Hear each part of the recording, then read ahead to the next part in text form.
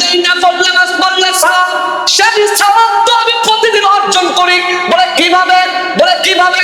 বলে ইয়া রাসূলুল্লাহ, আপনার পবিত্র জবানের হাদিসগুলো নবীজি আপনি তো বলেছেন।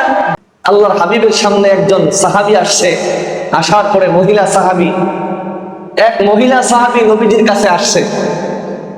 নবীজির কাছে আসে বলতেছি, ইয়া রাসূলুল্লাহ, আমি তো হতদরিদ্র, আমি তো অসহায়, আমার বাবা ছিল আজকে বাবা নাই, আমার ভাই ছিল ভাই নাই, আমার দেখাশোনার মতো আমার মাহরামের অন্তর্ভুক্ত এমন কোনো নাই, অধীনস্থ কেউ নাই, আমি অসহায় হয়ে গেছি। আল্লাহ রাসূলের কাছে বললেন, ইয়া রাসূলুল্লাহ, ওগো পয়গম্বর, আপনার সাহাবীদের ভিতর থেকে এমন একজন সাহাবীকে আমাকে, এমন একজন সাহাবীর অধীনস্থ করে দেন, যার অধীনস্থে আমার বাকিটা জিন্দেগি আমি পরিচালনা করতে পারবো, আমি আমার সুন্দর ইবাদত বন্দেগীর মাধ্যমে অতিবাহিত করতে পারবো। ইয়া রাসূলুল্লাহ, আমার স্বামী নাই, আমার মা নাই, আমার বাবা নাই, আমার আপন বলতে কেউ নাই গো। আপনি যদি আপনার সাহাবীদের ভিতর থেকে এমন একজন সাহাবীকে আমার স্বামী বানিয়ে দেন, এমন একজনকে আমার অধীনস্থ করে দেন, আমার বাকি জিন্দেগি পরিচালনা করব। আল্লাহর হাবিব যখন সাহাবায়ে কিরামদেরকে নিয়ে এভাবে তালিমের মজমার মধ্যে ছিলেন, এই তালিমের মজমার মধ্যে শত শত সাহাবী ছিলেন, আর সাহাবীরা এই কথা শ্রবণ করার পরে দিলের মধ্যে একটা মায়া হয়ে গেল, দিলের মধ্যে একটা আশা, বড় আশা নিয়ে অবাক দৃষ্টিতে মহিলার কথা শ্রবণ করতেছেন। কথা শ্রবণ করার পরে আল্লাহর হাবিবকে ওই মেয়েটা ডাক দিয়ে বলে, পয়গম্বর, ওগো নবীজি, আমি যাকে স্বামী বানাবো, আমি যাকে স্বামী বানাবো তার মধ্যে 3টা গুণ থাকতে হবে। কয়টা গুণ? বলেন না কয়টা গুণ? ইয়া রাসূলুল্লাহ, ওগো পয়গম্বর, ওগো নবী আমার, আমি যাকে স্বামী বানাবো তার মধ্যে 3টা গুণ থাকতে হবে। আমি যার অধীনস্থ হবো তার মধ্যে যদি 3টা গুণ থাকে, তাকেই আমি আর স্বামী হিসেবে মেনে নিব। আল্লাহর হাবিব ডাক দিয়ে বলতেছে, বলো তোমার 3টা গুণের মধ্যে 3টা গুণ বলো। ওই মহিলা সাহাবী ডাক দিয়ে বলতেছে, ইয়া রাসূলুল্লাহ, এক নম্বর শর্ত হলো যার মধ্যে ওই গুণ থাকবে তাকে আমি বিবাহ করব। বলে কি গুণ বলো? বলে ইয়া রাসূলুল্লাহ, আপনার সাহাবীদের মধ্যে যে সাহাবী প্রতিদিন সারা রাত জেগে জেগে নামাজ পড়ার যোগ্যতা থাকবে, ওগো পয়গম্বর, প্রতিদিন সারা রাত জেগে জেগে নফল নামাজ আদায় করবে, যার মধ্যে এই গুণ আছে, এই আমল আছে, ওই ব্যক্তিকে আমি আমার স্বামী হিসাবে মেনে নেব। আল্লাহর হাবিব বলতেছেন, 2 নাম্বার শর্ত কি বলো? বলতেছি, ইয়া রাসূলুল্লাহ, আমি যাকে স্বামী হিসেবে নিব তার মধ্যে কমসে কম এই গুণটা থাকতে হবে গো নবী। বলে যে ব্যক্তি প্রতিদিন আল্লাহ পাকের কালামে হাকিম একবার নয়, 2বার নয়, 3বার অথবা একাধিকবার কুরআনুল কারীমের তিলাওয়াত করবে, যে প্রতিদিন কুরআনুল কারীমকে একাধিকবার খতম করবে, এমন একজন সাহাবী চাই যার সান্নিধ্যে আমি আমার বাকি জিন্দেগিটা পরিচালনা করব গো নবী। এমন একজন সাহাবীর সাথে আমার বিবাহের বন্ধনে আবদ্ধ করে দেন, এমন একজন সাহাবীকে আমার স্বামী হিসাবে আপনি নির্ধারণ করে দেন, যার মাধ্যমে থেকে আমলের সাথে, নামাজের সাথে, কুরআনুল কারীমের তেলাওয়াতের সাথে আমি আমার বাকি জিন্দেগি পরিচালনা করতে পারবো। সাহাবায়ে কেরামদের মনের মধ্যে একটা আশা ছিল, এই নারীকে আমার অধীনস্থ বানাবো, তাকে আমার বিবির মর্যাদা দিব। কিন্তু যখন তার মধ্য থেকে এই বড় বড় শর্ত আসতেছে, 1 নাম্বার শর্ত হলো সারা রাত জেগে জেগে নফল নামাজ যেই ব্যক্তি করবে, যে সাহাবী করবে, তাকে তিনি স্বামী হিসাবে মেনে নিবে, স্বামীর মর্যাদা তাকে দিবে। এই কথা বলার পরে কিছু কিছু সাহাবী হতাশ হয়ে গেলেন, নার্ভাস হয়ে গেলেন, অপরাগতা প্রকাশ করলেন, কিভাবে সম্ভব? প্রতিদিন তো সারা রাত জেগে জেগে ইবাদত করা কঠিন হয়ে যাবে। 2 নাম্বার শর্ত আবার লিখে দিলেন, জুড়ে দিলেন যে শর্ত হলো প্রতিদিন কুরআনুল কারীমের তেলাওয়াত তো সম্ভব না, একবার দুইবার না, তিনবার কোরআন তেলাওয়াত করতে হবে। এটাও তো বড় একটা কঠিন কাজ, এটাও তো আমার পক্ষে সম্ভব না। এই কথা বলার পরে, এই শর্ত দেওয়ার পরে সাহাবীদের মধ্যে কানাকষা শুরু হয়ে গেল। তাদের মধ্যে যেই পাওয়ার আশা ছিল সেটা নিরাশ হয়ে গেল। 3 নাম্বার শর্ত জানতে চাওয়া হলো, আল্লাহর হাবিব বলতেছেন, বলো তোমার 3 নাম্বার শর্ত কি?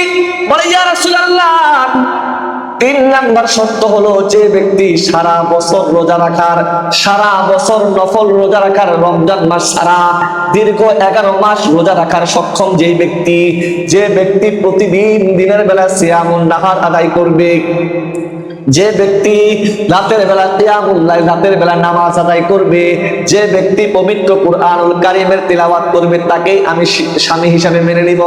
এই 3টা বড় বড় প্রশ্ন যখন ছেড়ে দিলেন, আল্লাহর হাবিব ওই সাহাবীদেরকে লক্ষ্য করে বললেন, ও আমার সাহাবীরা, তোমাদের মধ্য থেকে 3 গুণের সাথে 3টা আমলের সাথে কে সম্পৃক্ত আছো?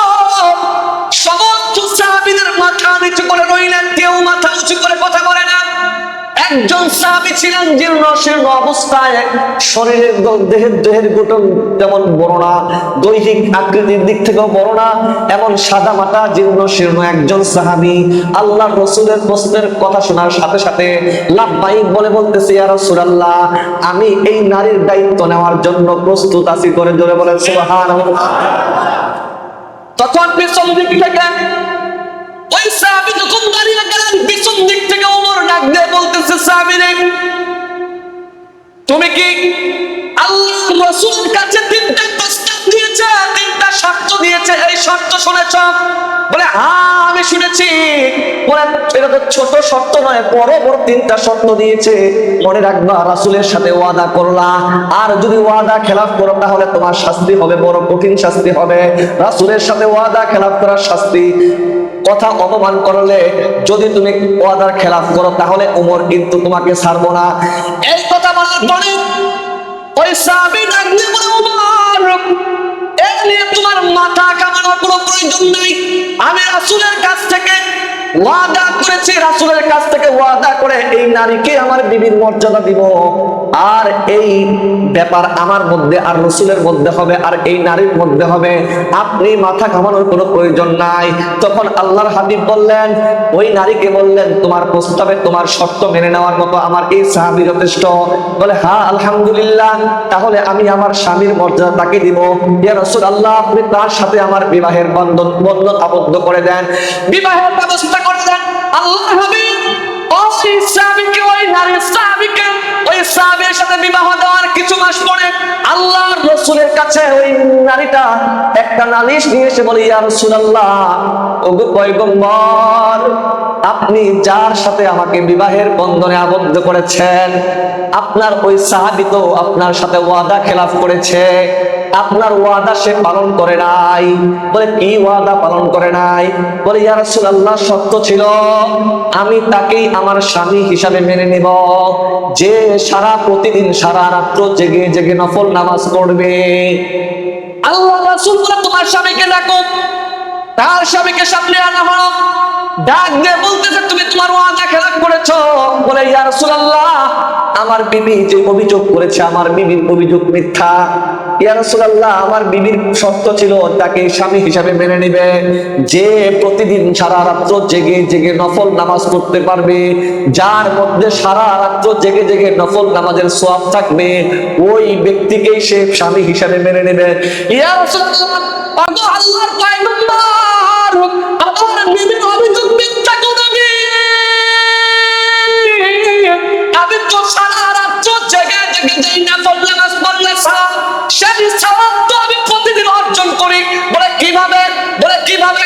বলে ইয়া রাসূলুল্লাহ, আপনার পবিত্র জবানের হাদিসগুলো বিধি, আপনি তো বলেছেন যদি কোনো ব্যক্তি এশারের নামাজ জামাতের সাথে আদায় করে নেয়, আর ওই ব্যক্তি যদি বাড়িতে যাইয়া সুন্নত তরিকায় ঘুমিয়ে পড়ে, আর যদি ফজরের সময় উঠে ফজরের নামাজ পড়ার জন্য মসজিদে এসে যাই গো নবীজি। আপনি তো বলেছেন যদি কোনো ব্যক্তি আশাটু ফজর জামাতে আদায় করে নেয়, ওই ব্যক্তি সারা রাত যদি ঘুমাইলো তার আমল নামার মধ্যে নফল নামাজের সওয়াব আল্লাহ তাআলা লিপিবদ্ধ করে দেয়। সুবহানাল্লাহ। ইয়া রাসূলুল্লাহ, আমার নবী বলেছিলেন যে ব্যক্তি সারা রাত জেগে জেগে নফল নামাজ পড়বে, যার মধ্যে সওয়াব থাকবে তাকে স্বামীর মর্যাদা দিবে। ইয়া রাসূলুল্লাহ, আমি তো মনে করি দুনিয়ার সমস্ত কথা কি হতে পারে, বিলীন হয়ে যাইতে পারে, আমার নবীর পবিত্র জবানের কথা কখনো বিলীন হবে না। আমার নবীর কথার দায়িত্ব আছে, আমার নবীর কথা নতুন আছে, আমার নবীর কথাটা দুনিয়ার সমস্ত মানুষের চাইতে দাবি তো নবী। আপনি তো বলেছেন যদি কোনো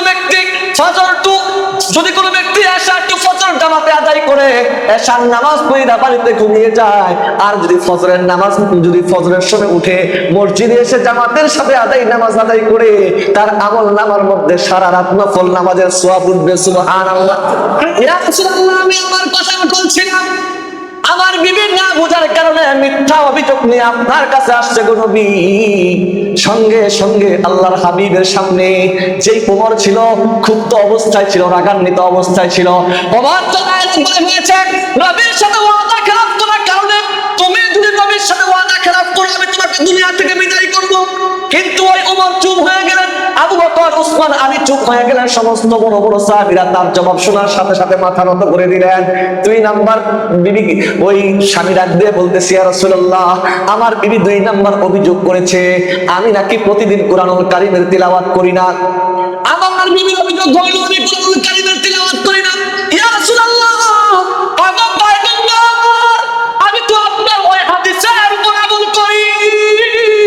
আপনি তো বলেছেন যদি কোনো ব্যক্তি পবিত্র কালামে হাকিমের সূরাতুল ইখলাস একবার তিলাওয়াত করে তার আমল নামার মধ্যে 10 পারা কোরআনের সওয়াব উঠে যায়। সুবহানাল্লাহ। যদি কোনো ব্যক্তি 2 বার সূরাতুল ইখলাস তিলাওয়াত করে, ওগো নবীজি আপনি তো বলেছেন তার আমল নামার মধ্যে 20 পারা কোরআনের সওয়াব উঠে যায়। ওগো পয়গম্বর, আপনি তো বলেছেন যদি কোনো ব্যক্তি পবিত্র কালামে হাকিম থেকে সূরাতুল ইখলাস 3 বার তিলাওয়াত করে তার আমল নামার মধ্যে পূর্ণ খতম কোরআন শরীফের সওয়াব উঠে যায়। ওগো পয়গম্বর, আমি একবার 2 বার না, আমার বিবি বলেছিলেন 3 বার কোরআন খতম করার জন্য। আমি যে কত সহস্রবার, কত হাজারবার, কত লক্ষবার যে কোরআনুল কারীমের তিলাওয়াত করি, আল্লাহর পবিত্র কালামে হাকিমের ছোট্ট সূরাটা এত পরিমাণ তিলাওয়াত করি গো নবী, অন্য কোন সাহাবী হয়তো এত আমল করে না। নবী গো, আমি তো প্রতিদিন কত সহস্রবার কোরআন তেলাওয়াত করি। আমার বিবির অভিযোগ মিথ্যা। সুবহানাল্লাহ বলে ডাকদা বলতেছে, পয়গম্বর, আমার বিবির অভিযোগ 3 নাম্বার কি ছিল? 3 নাম্বার সত্য ছিল সারা বছর রোজা রাখার সওয়াব যদি থাকে, সক্ষম থাকে, তাকে স্বামীর মর্যাদা দিবে। ইয়া রাসূলুল্লাহ, আপনি তো বলেছেন না সাওমা রমাদান তুম্মা আতবাহু সিত্তাম মিন শাওয়াল কানা কাসিরা মিন দাহরি। ও পয়গম্বর, এই হাদিস তো আপনার আবু আইয়ুব আনসারী বর্ণনা করেছেন। আপনি তো বলেছেন যদি কোনো ব্যক্তি রমজানের সিয়াম সাধনার পরে যদি কোনো ব্যক্তি শাওয়ালের 6টা রোজা রাখে, কয়টা? 6টা।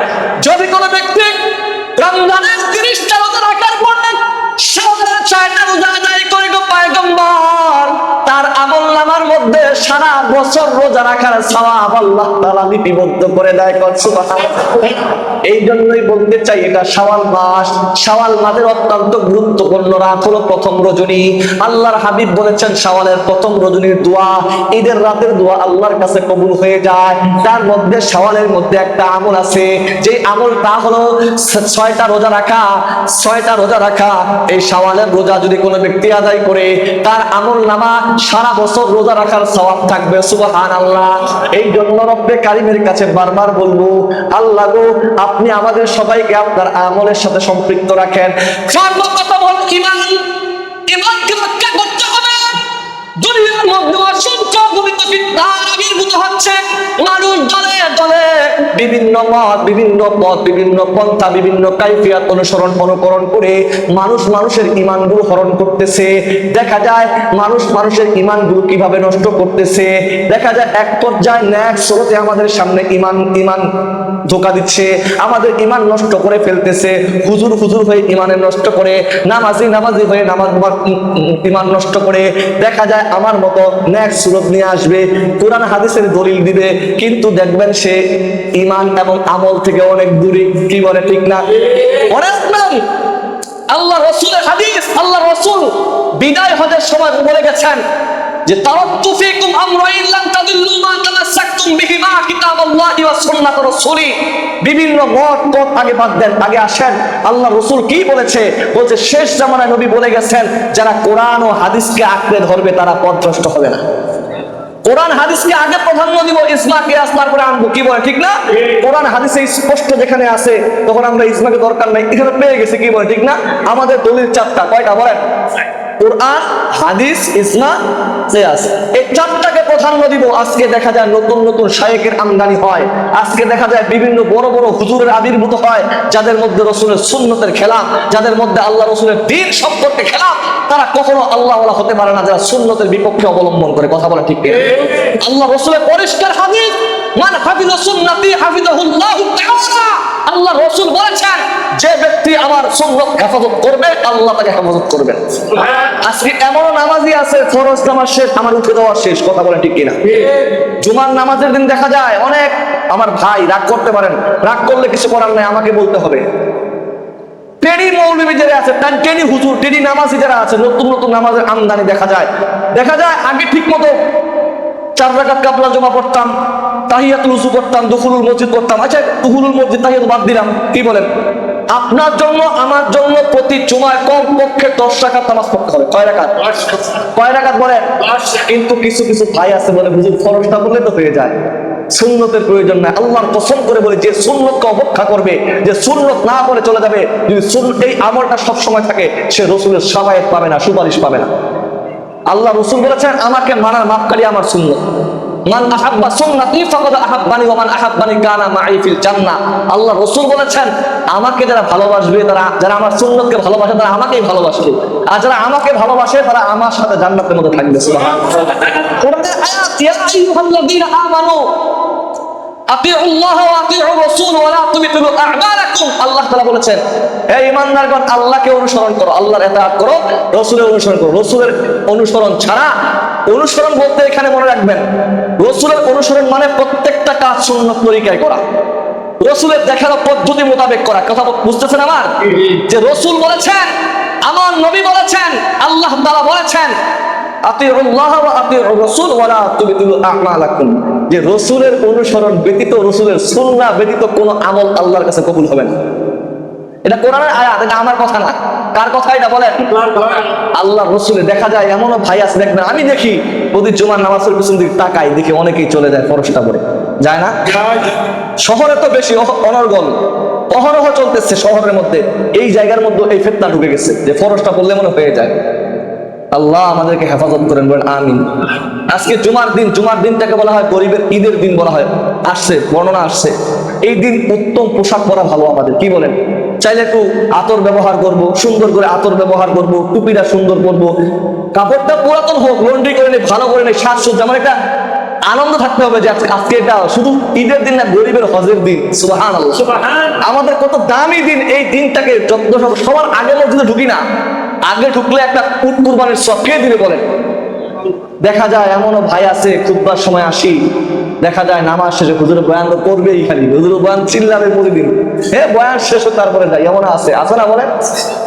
আগে আসেন, এই বাদ দেন, এই ফিতনা বাদ দিয়ে দেন যে ফরজটা পড়লে হয়ে যাবে। শুধু সুন্নতে মুআক্কাদা 10 রাকাত নামাজ পড়তে হবে, 4 রাকাত কাবলাল জুমা, তারপরে 2 রাকাত ফরজ, তারপরে বাদাল জুমা 4 রাকাত। তারপরে ইমাম ইউসুফ বলছেন এটাও সুন্নতে মুআক্কাদা, তারপরে 2 রাকাত সুন্নত। ইমাম ইউসুফ বলছেন, ইমাম আবু হানিফা ছাত্র ও শাগিদ ছিল ছাত্র, তিনি বলছেন কি এটা কি 2 রাকাত সুন্নত পড়াটাও সুন্নতে মুআক্কাদা, না পড়লে গুনাহ হবে।